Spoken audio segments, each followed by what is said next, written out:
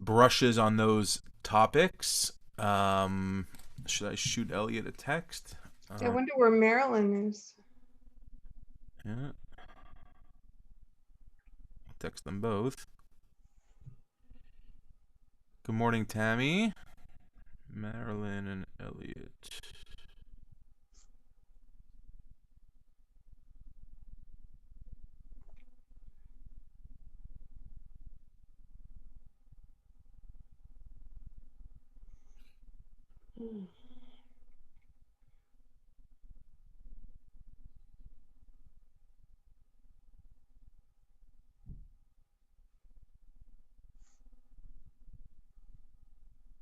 Because we're also opening up, I believe Mishna Hay is a little contentious. So Okay.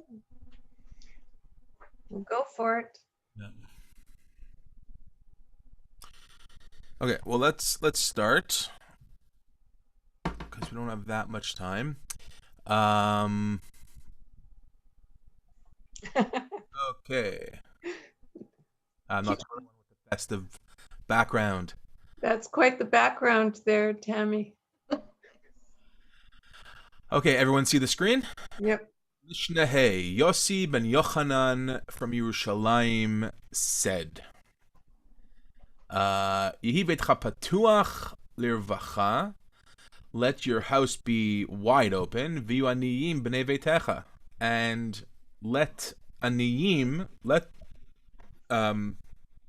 poor people, b'nei veitecha, literally be the sons of your house. Good morning, Elliot. Good morning, Gail. Chag Sameach.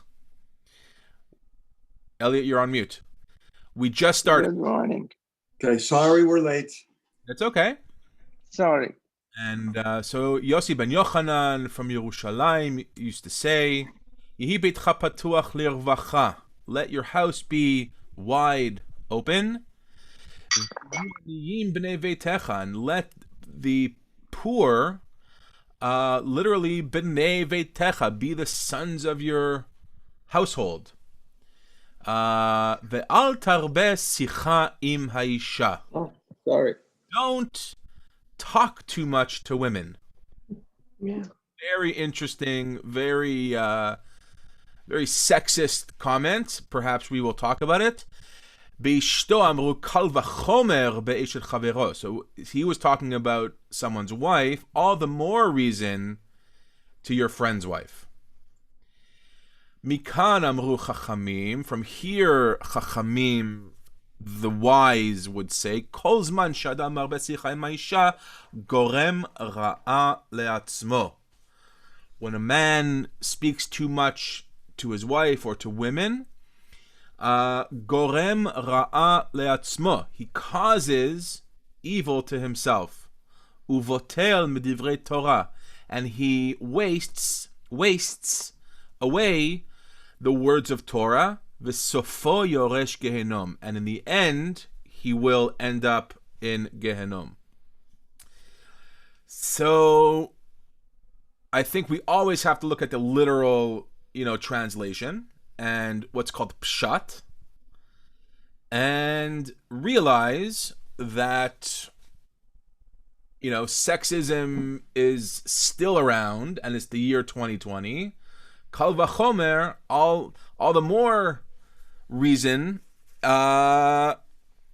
the year, 200, it was certainly that way, and women certainly didn't learn Torah. They were not going to yeshiva. They were probably home, and I'm sure we've all had the teacher that would teach with fear, right? Don't do this or else. And that's how I see exactly. Some would get the ruler. That's actually before my time. I would get pulled up by the buttons of my shirt. Mrs. Teichman, God bless her. And I have to say one of the zechuts, one of the merits that I will never forget is officiating at her funeral. She was a Holocaust survivor, a sweet, sweet lady, but how would she discipline? she would grab you by the buttons of your shirt and bring you up to the front of the class and sort of chastise you in front of the whole class. It's downright a sexist comment, completely dismissed by modern interpretation. Rashi and Rambam and some of the sort of medieval commentaries try to spin it and sugarcoat it. I think Rashi says, or Rambam says, that it's a euphemism for sexual relations, and that just very often in the Torah and in the books like these, Sicha and Yodea Ishto, even though it literally translates as speaking and like knowing someone's wife, knowing a woman is very often a euphemism to knowing her biblically, right? As the expression goes. So even in like medieval times, it seems to have been an issue where they didn't want to translate it literally. I would think that they're talking about gossiping and things like that. But all the more,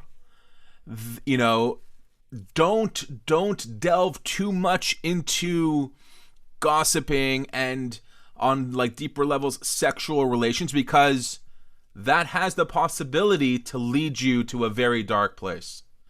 And I think that that's an interpretation that we can all agree on. And so that's how I read it. Certainly this Mishnah would not be written today. But the Mishnah and the Gemara are full of, untimely laws. Any Yes. other thoughts? Okay, on another topic. I wonder why it says wide open. Okay, the first line. Okay. Yosef ben Yochanan, a man from Jerusalem, used to say, "Let thy house be wide open." What's wide open as opposed to open? Because I know they don't mince words, and every time they add a word, it has a meaning. And wide open would be like redundant to me. Right. So what's it trying to... Isn't that just the translation? Because in Hebrew it just says patua, which is open. So it could be the way it's translated. No, it says patuach lirvacha, which Oh. is wide open. Okay. So Okay. Do they want to compare it? Because I was reading. I think, and Harry. Gail can certainly correct us. I think also lirvacha, there's an interpretation that you would say spirit, almost like ruach, that it's wide open so that the wind gets through, so but definitely, and I mean, to me it's saying don't just open it wide, don't just let them in b'nei veitecha, bring them in as part of your house. Don't, and I think that it's saying do the most to make them feel comfortable, part of the family, not that they're poor people coming in, but they're as if part of your own household. Surely. So is it to be like Avraham Avinu, like to have your house wide open? In Avraham Avinu, it was like of guests, but I'm just wondering if it's alluding back to that. I mean, that's certainly the image that comes up with an open house. Correct, but then it says, "Let thy house be wide open, and let the poor members come, and let the poor be members of thy household." So I would say that the word "veyiyu" bridges the two ideas, and you can say "Yehi veitcha patuach lirvacha," let your house be wide open, "veyiyu," and then aniyim, then even poor people will feel as if they're part of your household, because your household has this spirit of, openness. But then the pasuk before last week on number 4, it says, "Let your house be a meeting place for all sages." Yeah. Okay, so is it maybe that they didn't want the poor to feel left out? They came to study also, and so that we would be wide open, so that everybody from every different life could come in and feel that they're part of your household. I think that's what it means. That is beautiful. That is great. Even more so because we just learned, make your house a meeting place for the sages. So with that, you would think, important people are coming to my house. I have so and so is coming to my house. How can I, but no, also keep your doors wide open and let everybody in. It's not just for the Chachamim. So you're 100%. This is a beautiful follow-up to the last Mishnah. That's great. Okay. And then perhaps it even connects to the next sentence. And be careful not to create an environment of gossip and like immoral sexuality, so that when your house is wide open, people are coming in for Torah study and not that it's a house of spirituality, lirvacha, and not of physicality. Just unfortunately not worded in the in the best possible way.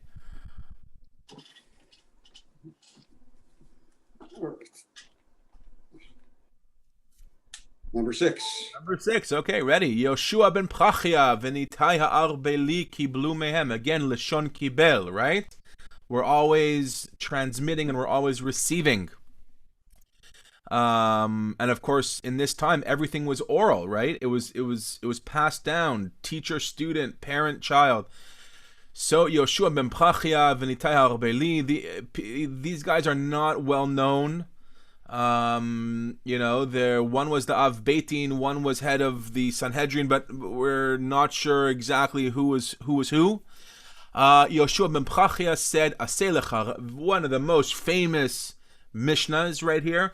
"Aseh lecha rav uknei lecha chaver v'hevei dan et kol hadam lechav zchut." So Yoshua would say, make for yourself a teacher, acquire a friend, and hevei dan, and judge everyone favorably, right? Dan, judge, lechav zchut, on the side of merit, right?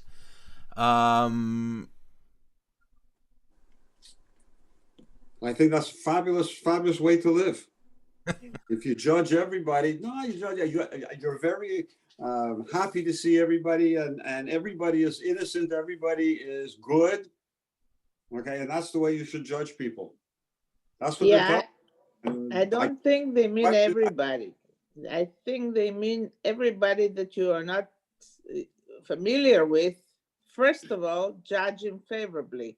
Then if you find out and you know that he's a shachen ra or rasha, then you stay away from him. Right. But if you don't know the person, you judge him favorably. Don't judge him right away. Oh, he's from Morocco, so he's probably stupid. Or he's from Romania, so he's probably a thief.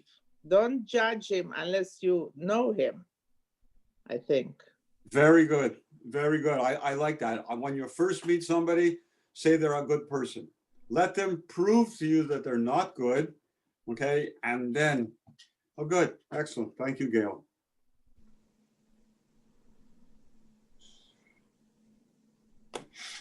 Okay. Hassan? Yeah. Hassan?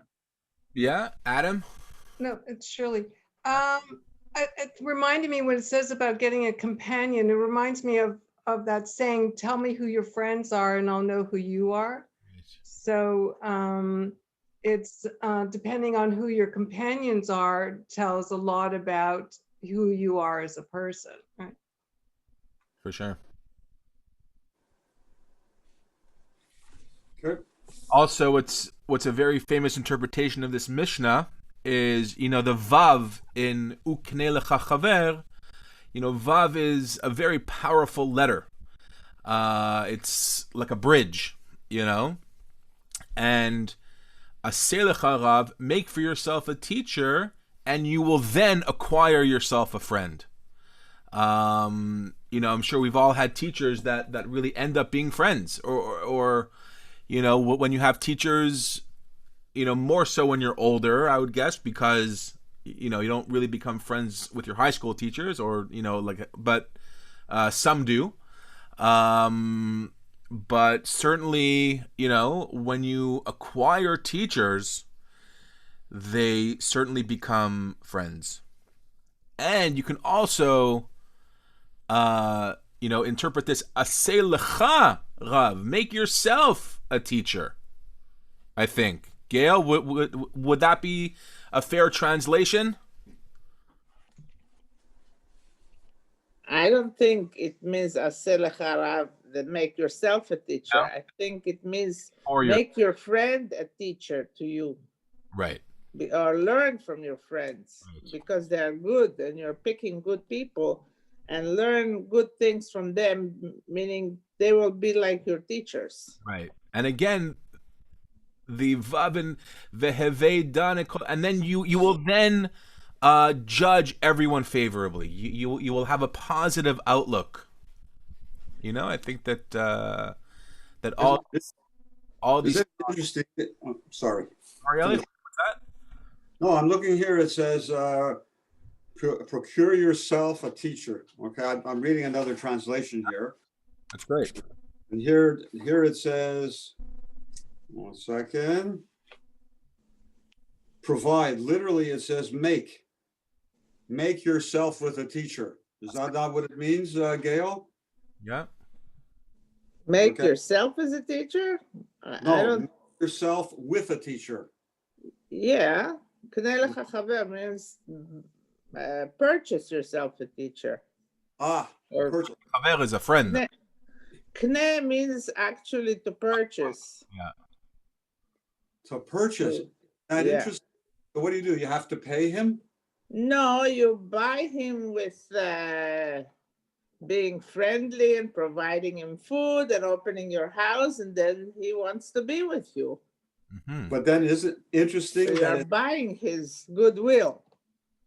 it says here in the Mishnah we did last week, okay, let your house be let your house be a meeting place for the sages, roll in the dust of their feet, drink their words with thirst. It doesn't say in number 4 that you should choose a teacher. Now it says you should be amongst everybody. So I guess you're learning from everybody. Oh, but then it said later on, who is wise? Somebody who learns from everybody. So does it mean that you should not learn from everybody at one time, take a teacher for a year, 2 years, or whatever time, and then go to another teacher, and then go to an associate? But then they said you learn from everybody. So I'm learning from my grandchildren. Okay, so it's really, they're all interconnected. For sure. You can't study number 4 without knowing number 47, because they're all interconnected. I think this is really great. And I think that's why there's no adjective after the word rav. It doesn't describe a teacher. It just says find yourself, make for yourself a teacher. It doesn't say rav, tzaddik, rav, this, that, because it's completely in line with Ezahu Chacham Halamed Mikol Adam, right? It's everyone could be a teacher, right? I mean, when Shia was born, I was really working hard with this vocal coach at the same time, and there's all these techniques that you learn to sing properly, where you can sing and not strain, and I'm up late at night with Shia, and I'm seeing how he's crying, right? And babies, they can cry. And he was not such a crier, but even when he would cry, babies don't go hoarse, right? Ever. It's I have never seen. I have 4 thank God, and they all cry, of course. And I like remember watching him going, how does he do that? How does he literally shriek at the top of his lungs? And he could do this for 10 minutes, 20 minutes, and he doesn't get tired. His voice does not change. It doesn't get weaker. It doesn't crack. And I would like feel on his abdomen, and I would see sort of the muscles he was using, you know? Literally, you can, every experience, every interaction is a moment of learning, and it's up to the student, right? It's up to the recipient to figure out what am I learning from this. Yep. And if you do that, you will find chaver. You will find everyone is a chaver, right? Because there's also the that's also the style of learning that we call chavruta, right? Where it's it's the most famous method of studying, where it's with a friend, and it's all about give and take. You know what? With a friend, you can give and take. With a teacher, can you give and take, Mr. Teacher? Well, this is definitely more chavruta style learning. You know, it's not like a lecture. It's not that type of, learning. Is that we're all bringing ideas. That's the chavruta style. Yeah. Let's do one more. Nitai ha'arbeli omer.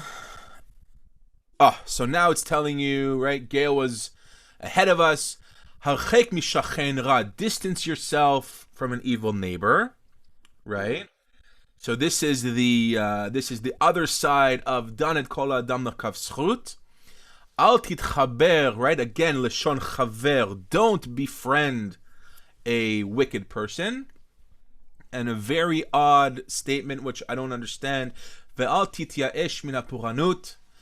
Do not despair with, or do not abandon retribution.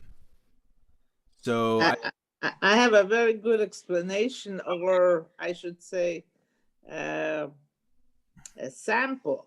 Yeah. What's going on in the U.S. elections? Oy vey. For me, it was very bad, but I don't want to give up on all Americans because there's so many Republicans following a Rasha. Right. And even though he's good for Israel, everybody, all my Jewish friends from Florida are saying, but he's good for Israel. But he's not good for everyone else. He's not good for the health of the people. So here, I'm not giving up. I still feel that America basically is good people, and I'm not mityaeshet from the puranut that is happening in their government. So this is very, very similar to I mean, it's a good example of that sentence. Okay. Yeah, great.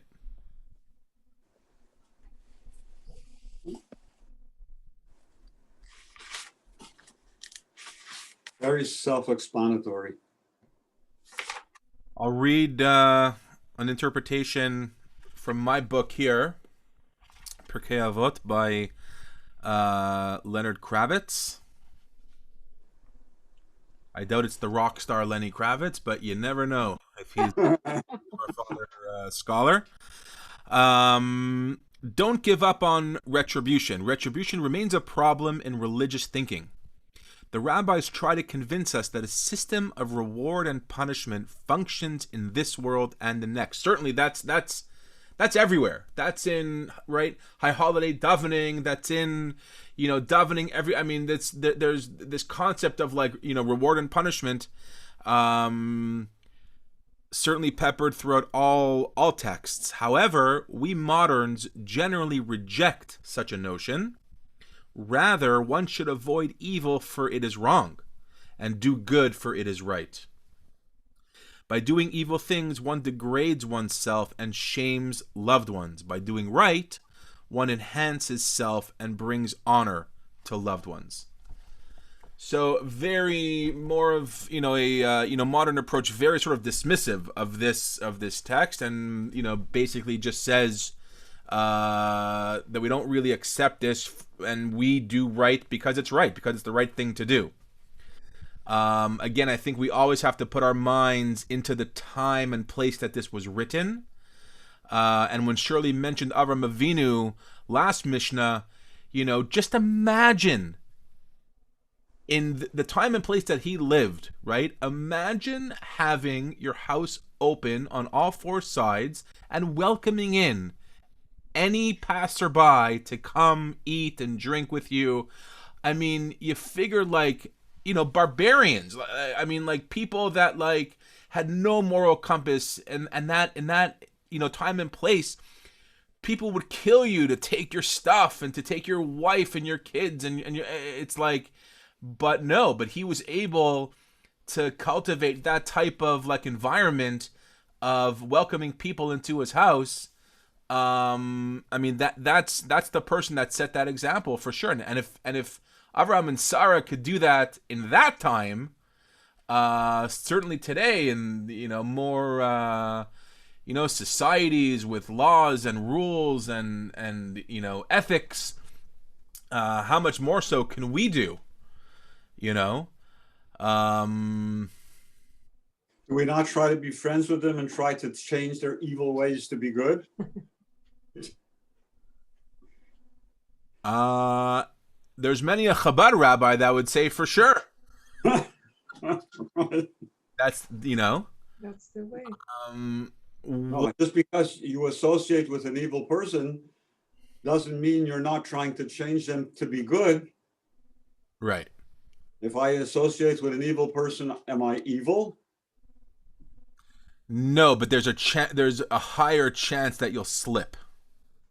Okay, so what is it? When muddy water comes with clear water, what comes with the mixture? Muddy waters. Right. Yeah.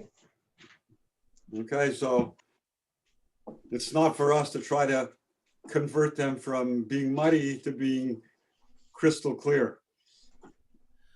Right, but if your water's crystal clear and you're in muddy waters, then your water's going to get muddy too.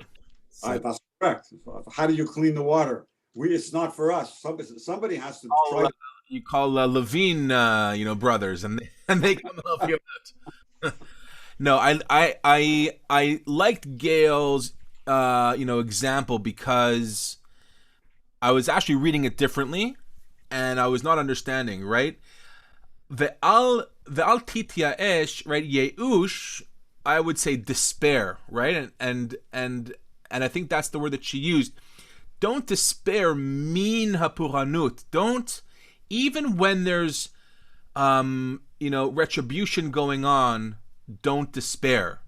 So if you find that you're in this environment of retribution and evil and bad things going on, don't despair. And I think that's how it links to the first two.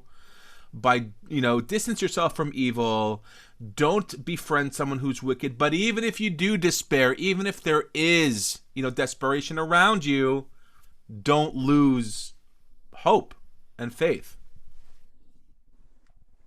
Yeah, Shirley. So in Sukkot Zimra, after the brachat, there's the two paragraphs that I really love. I'll speak about the second one, which is supposed to be from Yehuda Nasi, which said, "May it be thy will, Lord our God and God of our fathers, to deliver me today and every day from impudent man and from insolence, from an evil man, a bad companion, a bad neighbor, from all evil occurrence and from the destructive adversary, from an oppressive lawsuit and from a hard opponent, be he a man of the covenant or not," which really speaks to this as well, right? Sure. Yeah. I love that one and the paragraph before that, which is such a great way to start the day. What's the one before that? Elohai shenatata bit Elohi. Just a second. I just closed my. So that tape- That's the one that says, may it be thy will, Lord our God and God of our fathers, to make us familiar with thy Torah and to cause us to adhere to thy precepts. Lead us not into sin, transgression, iniquity, temptation, or disgrace. Let not the evil impulse have power over us. Keep us far from an evil man and a bad companion. Make us cling to the good impulse and to good deeds and bend our will to submit to thee. Grant us today and every day grace, favor, and mercy, both in thy sight and in the sight of all men, and bestow loving kindness on us. Blessed art thou, O Lord our God, who bestowest loving kindness upon thy people Israel. That's from Beautiful. And let us say amen. Amen. It's such a Amen. great way to start the day. I love it. Start the day. All right. Have a wonderful day, everybody. Thank you so much. By the way, Yasha Koach for Shabbat morning. It was wonderful. Oh, yeah. Beautiful service. And after Saturday night, I really enjoyed the four strings. Great. And your dynamic guy sitting down he is so expressive. Yeah. It was a pleasure listening to him. Yeah. Well, thank you for organizing that. My pleasure. And if you missed it, it'll be up on our website momentarily. Excellent. Shavua Tov. Tov, Chag Sameach. Chag Sameach. Shavuot tov.